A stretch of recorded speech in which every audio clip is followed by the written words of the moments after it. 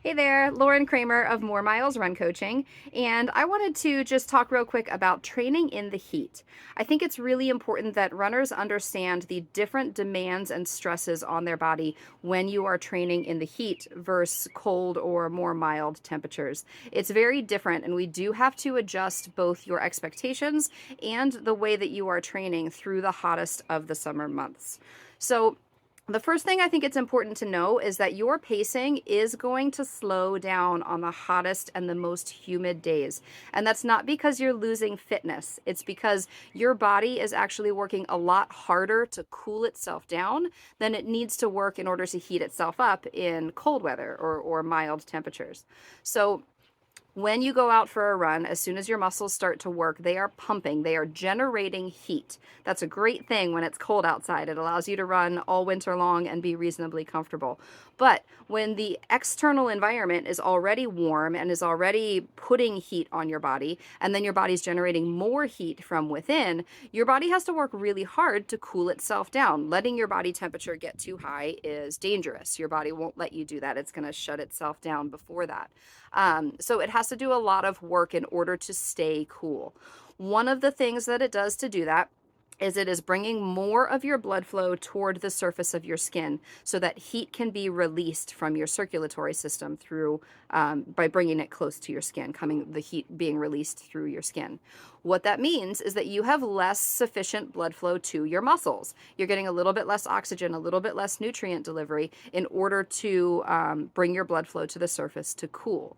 You also have to work to produce sweat. So, sweat is your body's evaporative cooling system. Essentially, it's bringing moisture to the surface of your skin. As that moisture evaporates, then that provides a cooling effect, either from air resistance or just a natural evaporation from the through the air. That's your body's cooling system, but it does take effort to produce sweat, and it also takes fluid, again, from your circulatory system to create that sweat. So, several different processes going on there. And then when we add in humidity to the equation, humidity is going to decrease your body's ability to produce that evaporative cooling effect. You're not going to get as much evaporation off the surface of your skin. So your body's going to produce more sweat in order to try to cool itself down. You're getting less cooling effect from the surface of your skin. And it's also actually a little bit harder to breathe in the humidity, especially if you're talking about really, really high levels of humidity. You're getting less quality air into your system as well. So you've got a lot of different factors at play here that are naturally going to slow you down by pace, even though the amount of effort you're putting in is the same or maybe even greater under these conditions. So it's important to know when you go out for a run on a hot day and the paces on your watch are not what you're used to seeing, it's not because your fitness is decreasing. It's because your body is working really hard for you in other ways in order to keep you safe and keep you healthy and protected. So please understand it's not your fitness. You are through the summer continuing to build your fitness. Again, by effort, even though you might not see the drastic pace changes on your watch. When you do get at the end of the summer, you get a nice cool day or you get a break in the humidity, you're going to see those adaptations that have been happening underneath the surface, underneath the heat and the weather that you've been training through. One of the most important things to training through the summer and training through the heat is hydration. Again, we talked about sweat being your body's evaporative cooling system. You have to be hydrated in order to produce sweat. I'm going to link our hydration video to this video so that you can give that a watch to get a little bit more detail on what hydration means. But it is important to understand it's not just water. You don't sweat water alone, so you don't want to hydrate with water alone. If you're hydrating with only water, you're losing a lot of the benefit of that hydration. You're not actually hydrating, you're just putting fluid into your system, and you're not getting the full effect that you need and the full replenishment that you need. So hydration is key. You need to be hydrating all day long in order to run healthily, run successfully in the summertime.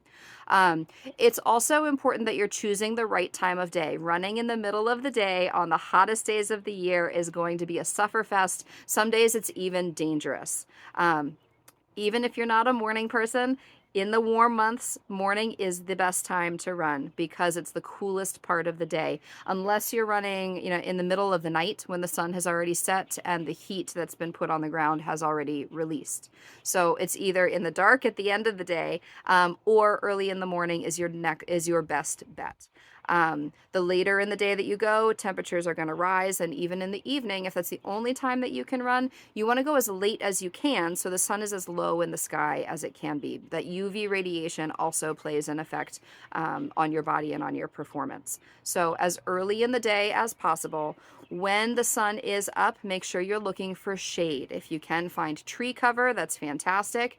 If you don't have any shade, you can still create shade in the clothing that you're wearing. Wear a hat, wear sunglasses that is giving your face some protection and some protection along your head. So at least from the top down, you're getting a little bit of shade across your head, across your shoulders. And then along your running route, look for as many tree-lined, shady areas as you can. Hit the trails if you can. You can also cool down externally by pouring water on yourself. Whether it's from a stream or from a garden hose or from your water bottle, if you have a bottle with plain water, that can help your body's evaporative cooling system also. So you're kind of giving your body a hand. It doesn't have to produce sweat. You're just putting water on it and giving it that same evaporative cooling effect as it would if you were producing sweat. Um, so make sure as you're running through the summer that you are being safe, you are choosing the best time of day, you're staying hydrated, and make sure you adjust your expectations for performance. Effort is king in the hottest summer months. Don't worry so much about the pace. It's not going to be quite exactly what you think it should be because of all the other stressors on your body. But when we get a cool day, when the fall starts to come, we get into winter, all of that fitness that you're building is going to show. You're going to see it on your watch also. So effort is king. Make sure that you are focusing on your effort through the warmest months of the year. All right, stay safe out there, run healthy. Talk to you soon.